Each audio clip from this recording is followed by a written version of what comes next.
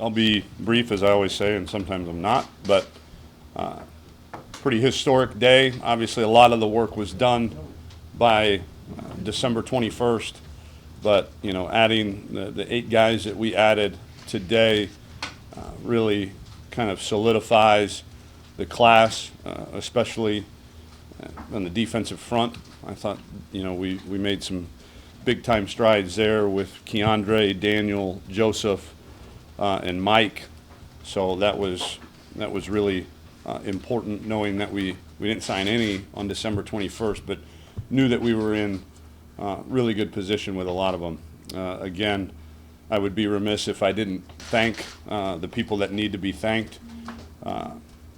We had a lunch yesterday for all of the people affiliated with the University of Texas, namely professors that, for those of you that don't know, on an official visit weekend, a number of professors give up their Saturday morning to come eat lunch with our potential prospects, and for them to do that and provide a face and a voice with a department and a degree is invaluable and something that we don't take very lightly. And so we wanted to make sure that we thanked everybody that had their hand in recruiting for this cycle. And recruiting cycles are really long too. So everybody from rec sports for allowing us to use the pool in their facilities in the summertime last year for our pool party to the list it goes on and on. But the people at this university, I told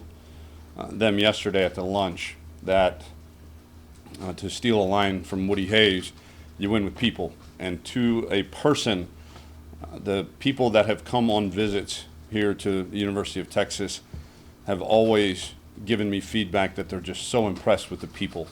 They're impressed with their honesty, their hospitality, their forthcomingness, and just their overall demeanor and how much they love this university. So again, to everybody that had their hand in recruiting, this is like it's a 500-piece puzzle, and the puzzle is never complete, even if just one piece is missing. And no one piece of a puzzle is more important than another, and they all matter. And I think that was very evident in the ability for us to sign the historic class that we signed. And then the players on our team. I said it on the 21st, and I'll say it again. Wow, do they do a good job. They are, again, I even tell recruits, I said, listen, my job is to show you the best of the University of Texas, from academics to facilities to football to social life to dorm rooms to meals, you name it. I'm going to show you the best. Our players are going to tell you what's real. And they were unbelievably honest. They were unbelievably positive, and they had a huge part in this signing class, and they took a lot of pride in it too. I think they have truly bought in to the notion, which is the truth, that in order to win championships, you've got to surround yourself with really good players and really good people, and we have that in this class. And so I want to thank our parents of our current team members. They did a phenomenal job. Whenever a parent of a recruit would have a question, we would get them in touch or allow them, our parents would be around on visits and answer questions, and just did a phenomenal job as well. And then, to the 8 signees, not only are these really, really, really good football players, but they're great people. They come from great backgrounds. They have great adult figures in their life. They have an unbelievable support system at home, and their parents, mentors, coaches have raised unbelievably well-rounded, competitive young men that are going to fit in great in our program. So really excited about this class for a bunch of different reasons.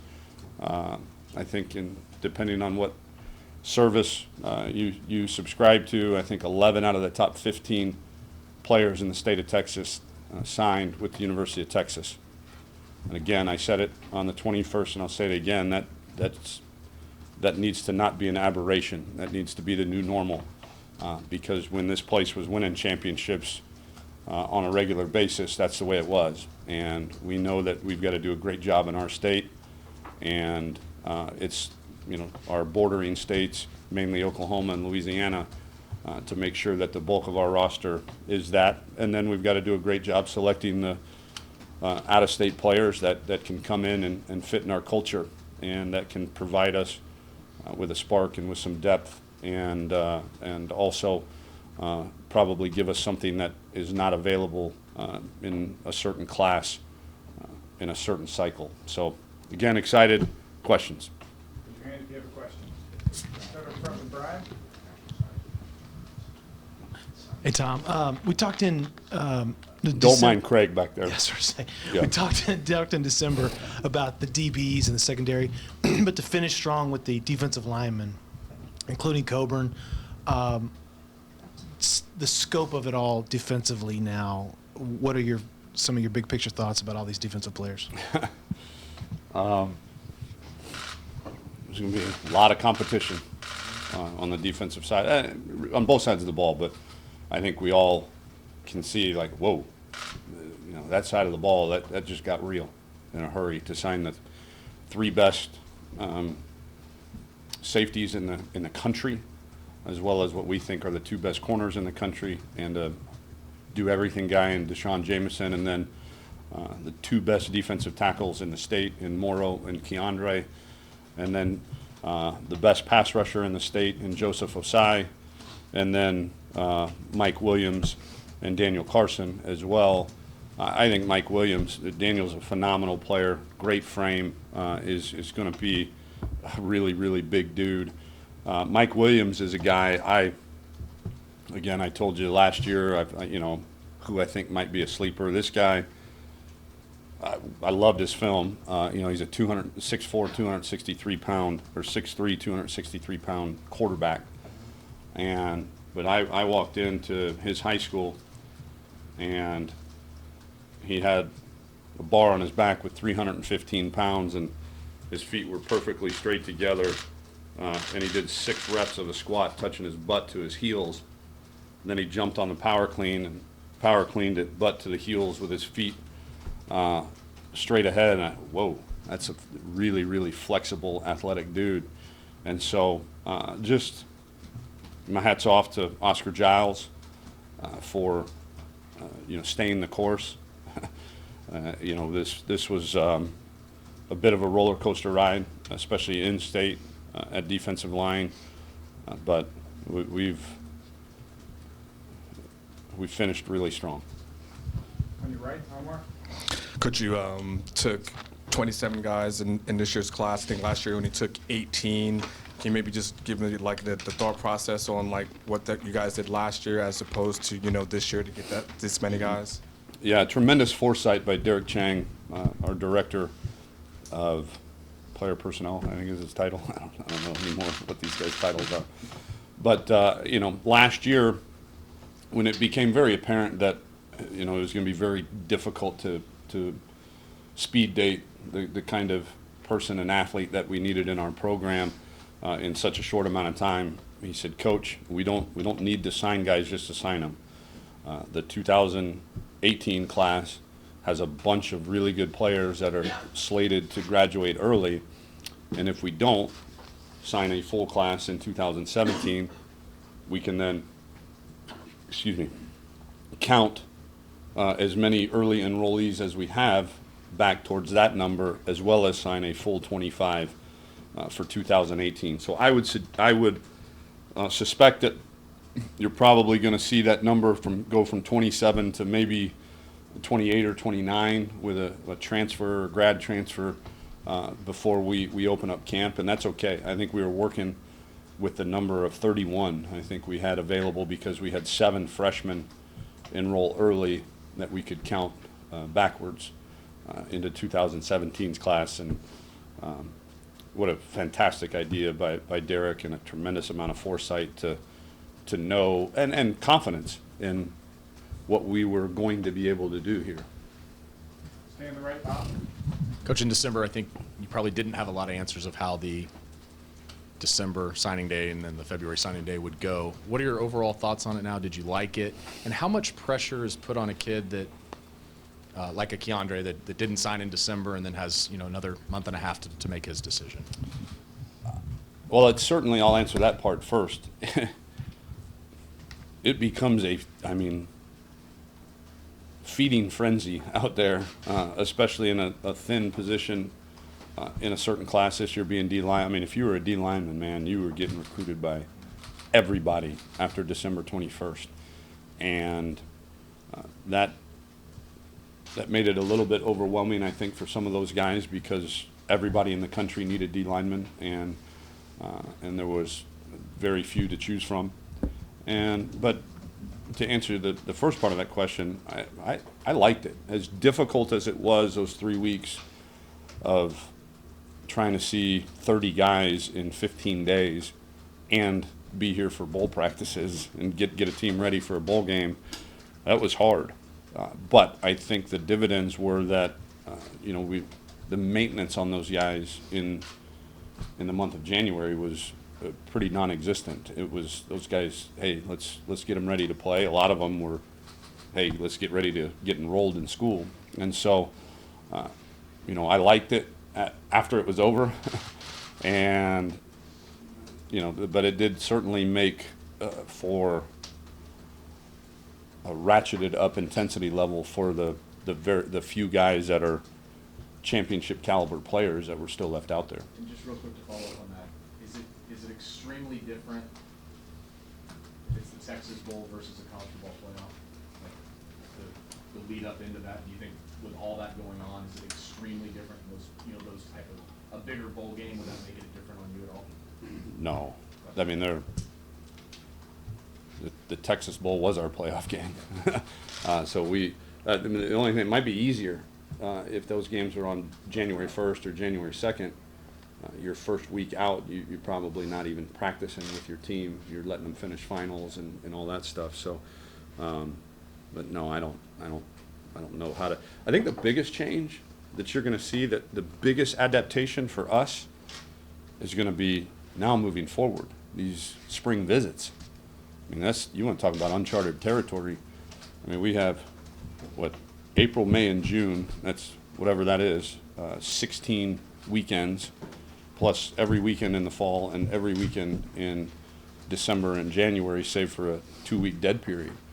That's a lot of people at my house on Saturday afternoons for lunch. And so I think we've got to be very selective on our dates in the spring, or else we'll wear everybody out. Our players that have to host, could you imagine having to host a kid 12 straight weeks? I mean, that's not fair to our players. And so you just wear everybody out. You wear the faculty out. That's got to be at breakfast for 12 straight weeks. So we'll probably have 3 to 4 days in the spring that we're going to try to push all the guys that want to take official visits in the spring. But that's going to be the biggest difference. Is January felt like spring recruiting. Save for the 8 to 10 guys that you were seeing for some programs that only had 1 or 2 spots to fill. I'm sure it was almost identical to spring recruiting. But then when you have spring official visits, and these kids are telling you, Coach, I'm going to take all 5 of my visits in the spring, and I'm going to have a decision by July so I can focus on my senior year of high school. And it's like, whoa, okay, hang on. So now it's kind of a new signing day is July. Now is when all these kids are wanting to make their decision, and so we've created a bit of a monster with these spring visits. So we'll see how it goes. Back left with the camera, Chris. You've talked about it in December and when you got here, but the fact only a handful of guys from out of state, your focus on keeping the best talent in the state and especially able to do that on the defensive front today, how big is that for this class to kind of set the tone for what you want the rest of college football to know you guys are doing here? Yeah, I don't. By stating our goal to keep the best players in Texas, I certainly don't want to diminish the quality of player that we were able to bring in from out of state, you know, from Cameron Rising and Casey Thompson to Deli Adeoye to Mike and Daniel. I'm sure I'm missing a few here, to Junior. I mean, we signed some really, really good out-of-state players as well. Mikey Grandy, the list goes on and on. But the core of every one of our signing class is going to be from the state of Texas. And there's just the numbers of good football players in the state are, it makes no sense not to do that. Kids grow up wanting to play for the University of Texas, and so you have a bit of an in there. But again, when we go out of state, it is because we have evaluated every player at every position in the state of Texas that we feel like you can win a championship with. Now, some years you might take 4 defensive linemen. You might be slotted to take 4 defensive linemen, but only the top 3 in the state you feel are good enough to win a championship with. Well, where do you get the 4th one? You got to go out of state, right? Or maybe you got to go out of state for 2 of them because the top 3, you know, you feel are good enough, but one of those, you know, mom and dad might have had them growing up with maroon pajamas or something like that, you know. And so there's all sorts of reasons why you would go out of state, but I think the bulk of every one of our classes from now until the time we leave here is going to be from the state of Texas. In the middle, Chip? Tom, with as hard as it is to find, you know, high-end defensive tackles, can you talk about Keandre Coburn and Ajomo? And then on the offensive line, do you need any of these guys coming in to play right away, or what are your expectations on the offensive line? Yeah, I don't think I know we signed the best 2 defensive tackles in the state of Texas, in Keandre Coburn and Moro Ojomo. And those guys are going to be expected to compete very early in their career. I think the biggest time you'll see them compete, though, is maybe their sophomore year, because you look at the defensive line this year, it's going to be a lot of seniors. You got Charles, you got Brecken, you've got Chris Nelson, you've got Jamari, you know, so there's going to be a lot of seniors on that defensive front. And so these guys are going to be expected to come in and get their feet wet and provide us with quality championship caliber reps, and then you know, be ready to take this thing over full time as sophomores. And then the O-linemen, I don't think it's ever fair to have to rely on true freshman O-linemen. It's just the one position, and quarterback probably, that just takes so much time because one, they play every snap. If you're a starting O-lineman, you don't rotate like a D-lineman might, like a receiver might, like, you know, any of those other skill positions might. If you're an O-lineman, you're going to be expected to play every snap. And the game is really, really fast for those guys. And usually, physically, from a developmental standpoint, they're not quite ready. I mean, we had a 17-year-old kid out there all year this year, and Derek Kerstetter fighting his tail off against grown men. And I'm sure he would have been better served in the short term maybe to have developed, but I think in the long term, whatever it is, those 800 game reps that he got against really, really good competition is going to serve him very well, but it's not something you ever want to plan on. On your left, Cedric? Tom, the running back you signed from Carthage, Keontae Ingram, what's his upside as a freshman? You expected him to come in here and be the guy, and how important was it to bring him in after the drop-off in production after Deontay left? Yeah, I don't know that you're ever going to say we expect him to be the guy, because that's not fair to the guys that are bleeding and sweating right now for us and have in the past. Every one of these guys, all 27 of them, at some point in their career, we expect them to be the guy, or we wouldn't sign you at Texas. But to your point, there is definitely a need at that position to get better. And whether that's the development of Danny Young and Kyle Porter and Tennille Carter and Tristan Houston, great, and we're getting better. Or if that's the infusion of a Keontae Ingram, great, we're going to get better. But yeah, that fact is not lost on any of us in this program, that we got to get better at that position. Stay on the side, Chuck. Tom, no secret that you had, what some people are saying is a historic class for defensive backs at the very top of this. But you also have some returning people in this secondary as well. How do you see that shaking out in terms of the competition? How soon could some of these guys make an impact that were signed today? Today, they already are. I mean, there's 3 of them that have already enrolled, and they're making an impact in workouts and speed and strength training already. So I don't think you need to look any further than our own Michael Huff. When you talk about, how you get better at DB is go try to win your job every day in practice. Win your job. And if you don't, if you have a bad day or a bad couple days back to back, some young dude's going to take your job. And that's the way it was when they were winning Rose Bowls and national championships around here, because those guys competed their time. I mean, he tells stories about practice that are, legendary. Michael does, about just the quality and depth that they had at defensive back in that era. And that's going to be the same way here moving forward. That you're going to have to go earn your job, and hopefully we get to that point at every position sooner rather than later. That if you're not careful and you have a couple bad days, there's a young guy right behind you ready to step in. Back right. Hi, Tom. Hello.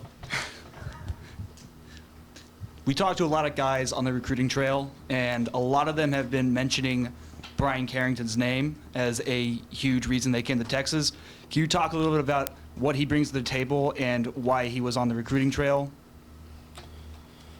Brian does a fantastic job connecting with players. He's young. He shares similar backgrounds to a lot of them.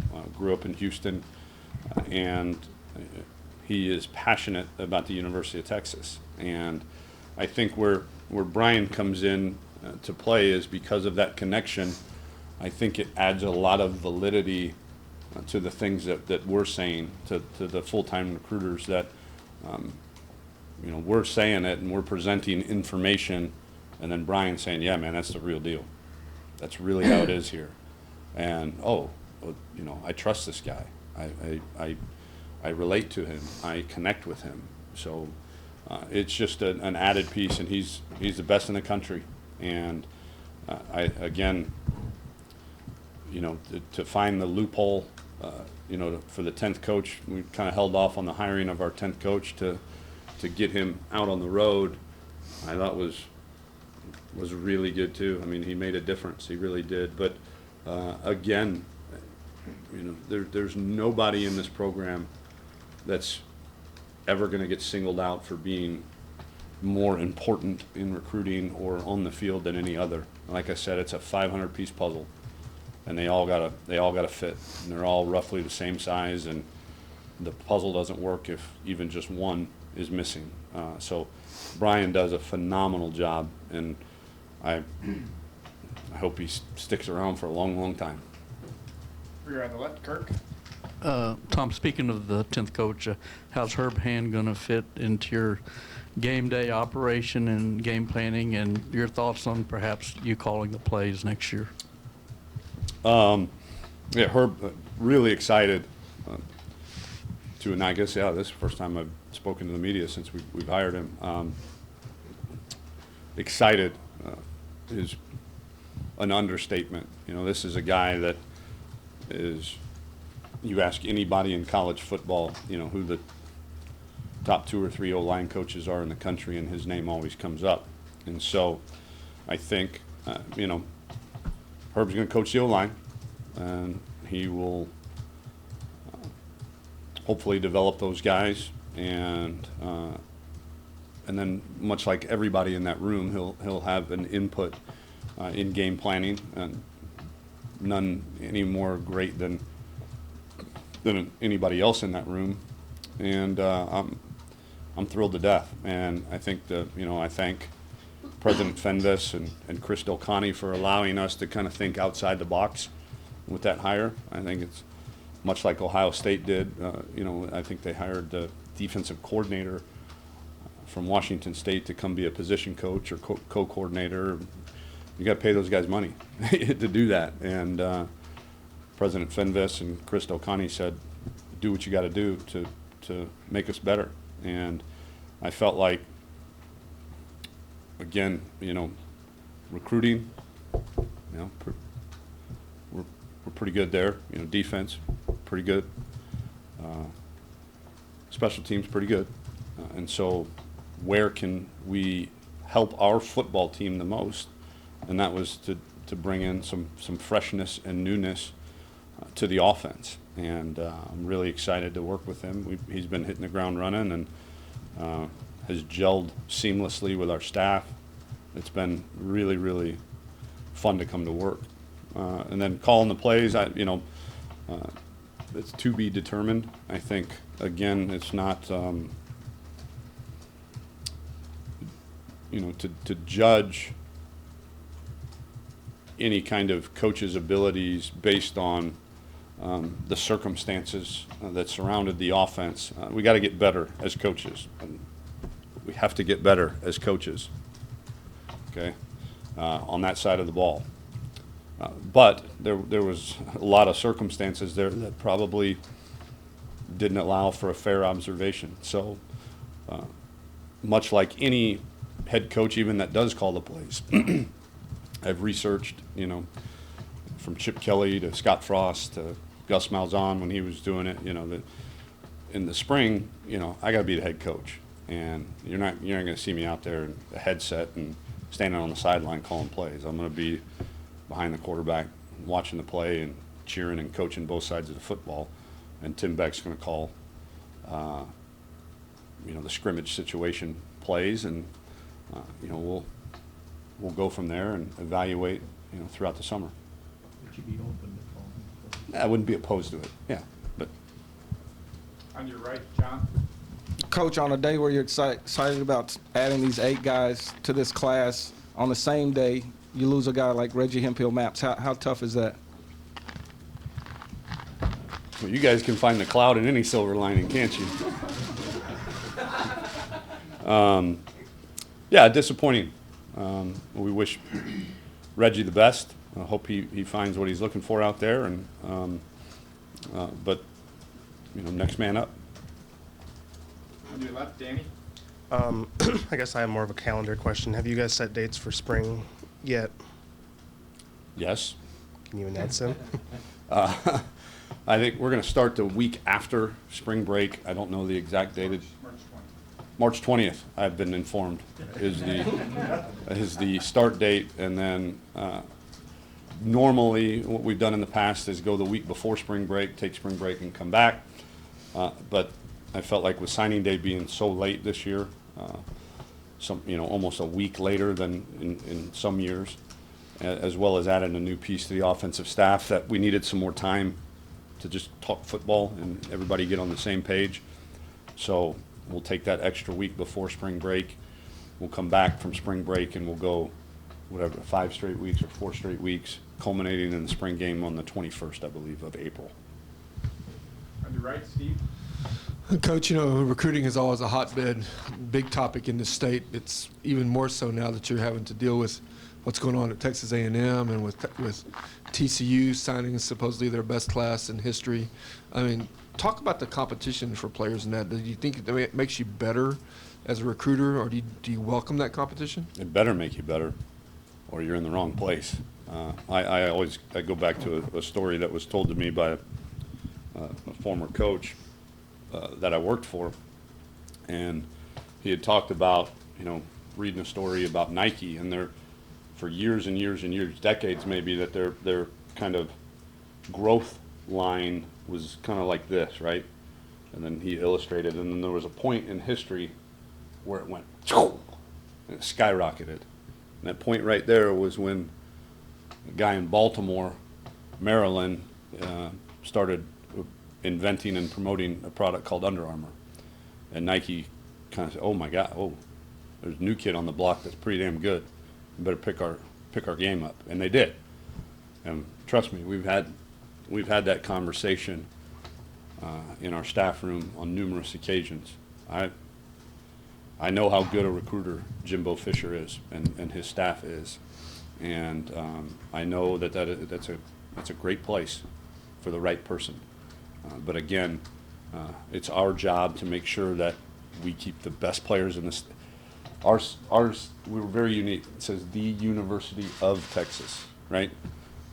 And there's very few institutions that are the University of something, and that means a lot to us. And we want to make sure that the best players do stay here. But that competition is real, but we welcome it. Yeah, it makes us better. On your left, Chuck. Tom, don't want to dwell on it, but want to just clarify. You said you might be open to calling plays. What would factor into your decision as you go through spring into summer as to a final call on that?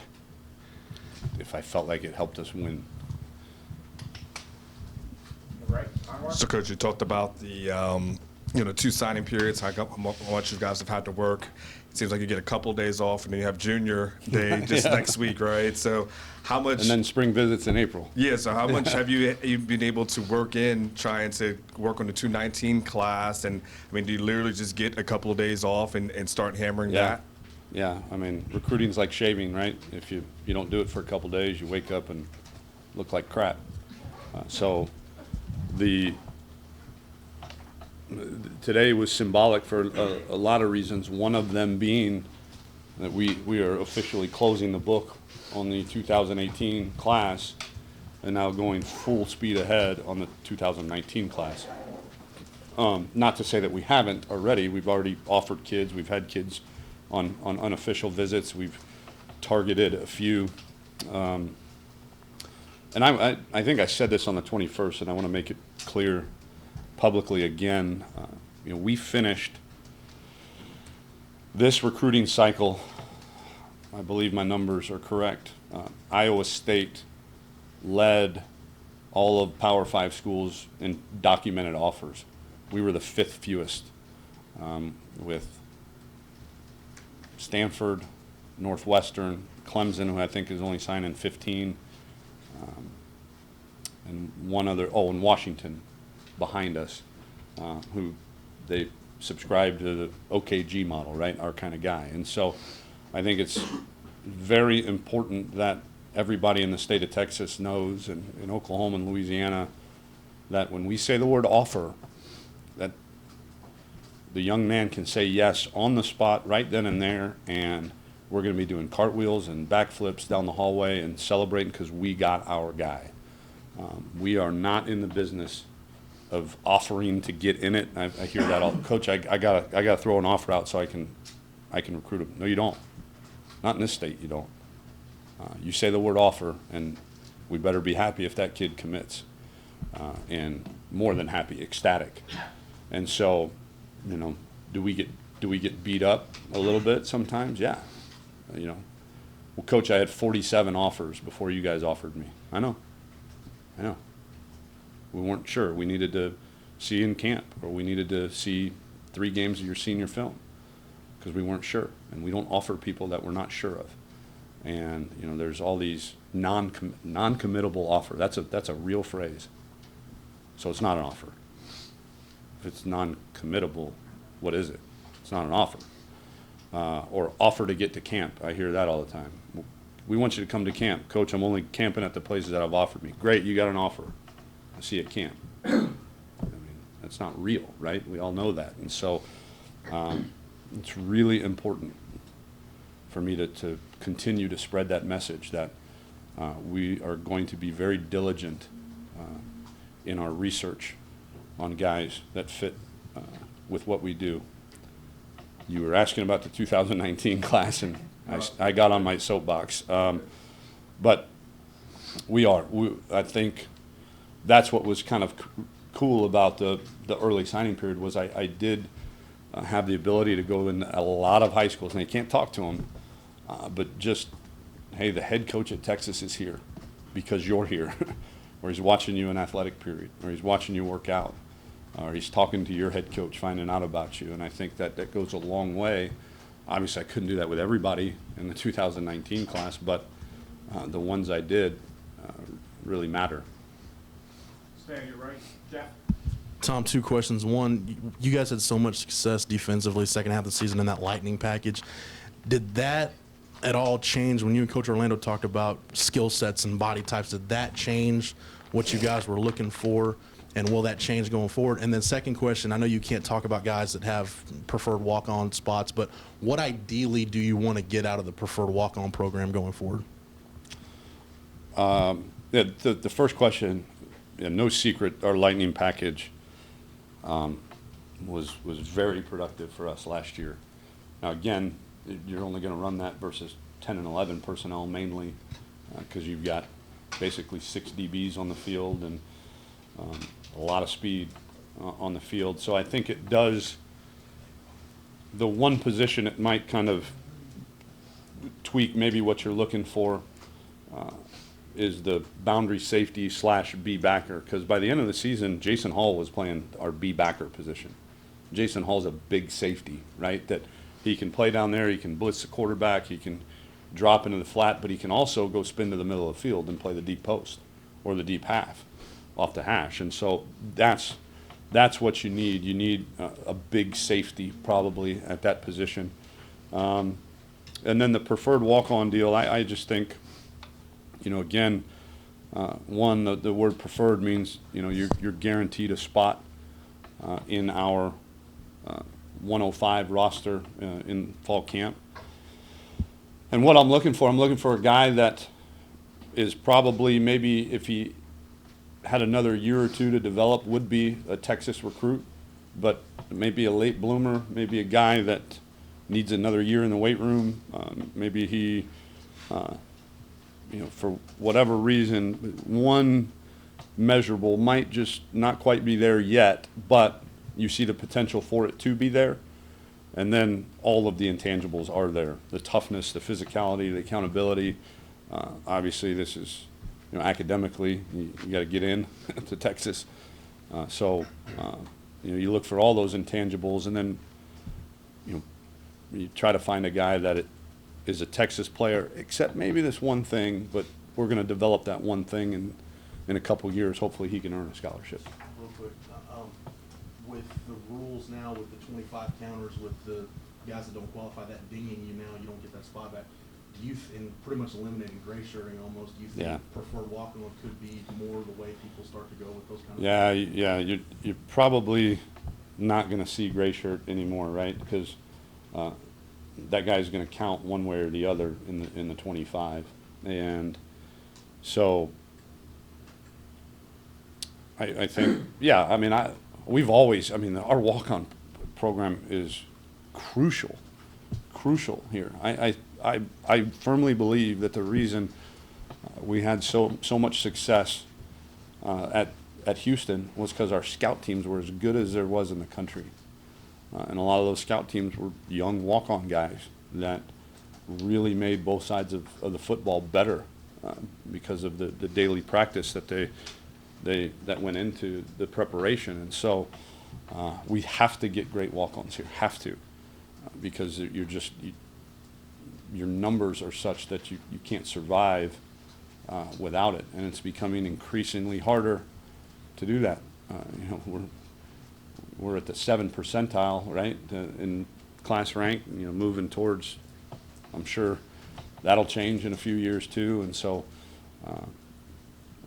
we need to make sure that we're bringing in the best walk-ons in the country, so that that they can provide unbelievable depth on the scout team and preparation, but also then develop themselves into scholarship players. Far back left, Chris. On the heels of the Super Bowl, I don't know if you heard, but Nick Foles is from Austin, and I Drew called him. Brees. My son, Nick Foles is, if he's not a worldwide celebrity, at least leading up to the game, maybe he wasn't, but he was definitely a celebrity at Bridgepoint Elementary in Eanes ISD, where where he attended, and I know that elementary school was was definitely rooting for the Eagles. On the heels of that, though, I don't think he had an offer from Texas. He certainly didn't go to Texas.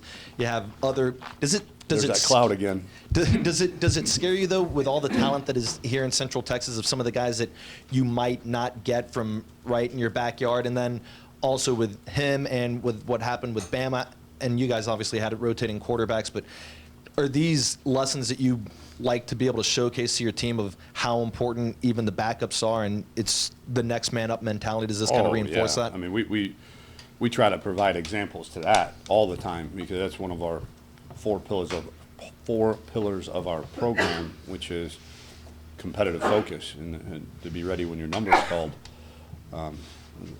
Everybody good? Yeah. I made myself laugh there. But no, that's definitely something that we talk about all the time and try to provide examples of that. And to your question about, being in the state and all that, yeah, I mean, can't sign them all, and I wish we could. Wish we didn't have limits. I wish we could go sign them all and do the evaluation once they're on your team, but you got to do the evaluation when they're not on your team, and you got to make some really hard decisions. And I mean, there was 1 year, and we're hoping this changes on a regular basis, but I think there was 1 year in the NFL in recent history. Somebody's gonna have to fact check me, but it was close to half, maybe 16 of the starting quarterbacks in a certain week in the NFL all played high school football in the state of Texas, and none of them played at the University of Texas. And we got to make sure that that's not the case, that we're recruiting NFL caliber quarterbacks and that we're developing them once they're here. On your left, Kurt. I'm good. You sign a class like this that's so highly ranked after going 7-6. Do you wonder a little bit how good the class could have been if you'd won 8 or 10 or 12? No, it's plenty good enough. Yeah. It's good enough. And it goes to show you that now consistently mediocre to sub-mediocre years is going to bite you in the butt. I think, 1 time's an accident, 2 times is a coincidence, 3 times is a trend, right? And so, but I think kids know what Texas is and can be, and they know us, most importantly now. They know our staff, they know me, they know our strength staff, they know what kind of program, they know our players, they know what kind of program we have here. And so you're not selling a record in recruiting. You're selling potential. And that's whether we went 13-1 or 7-6. That year is over, and you're selling the future, right? And they're doing that at Alabama. They're not selling a national championship. They're selling the potential to win another national championship. And how many championship recruiting classes do you need to compete for those championships? That's a good question. It is definitely no secret, right, that the teams you see in the college football playoffs are,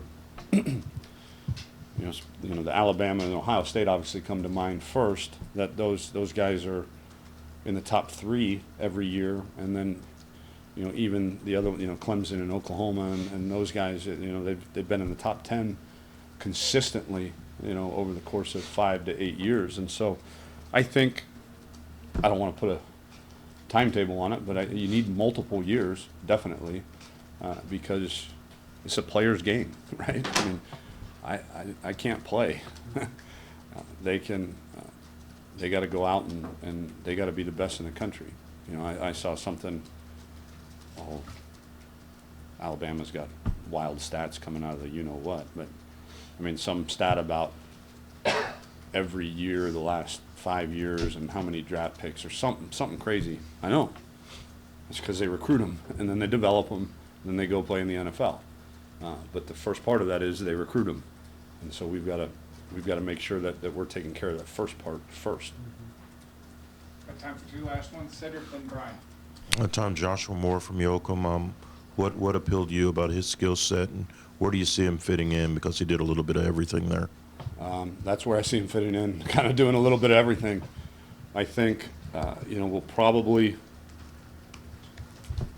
I don't know, we've per our last conversation, probably at slot receiver would be where he starts off in this program.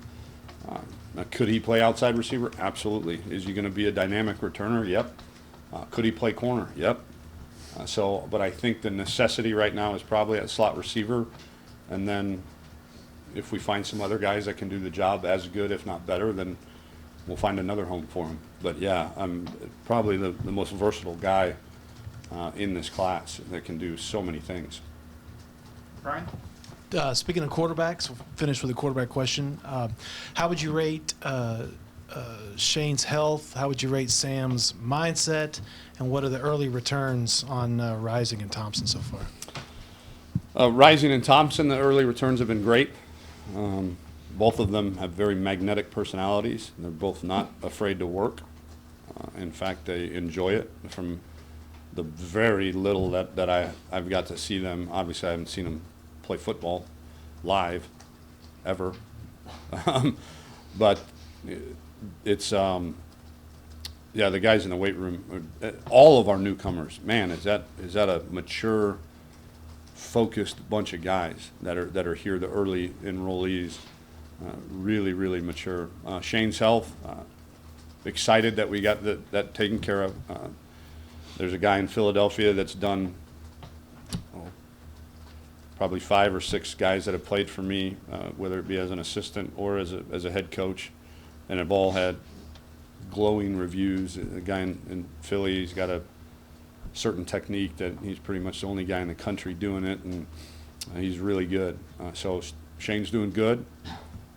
Hopefully, if everything goes according to plan, we're expecting him back for spring practice in full speed. And Sam's mindset's great.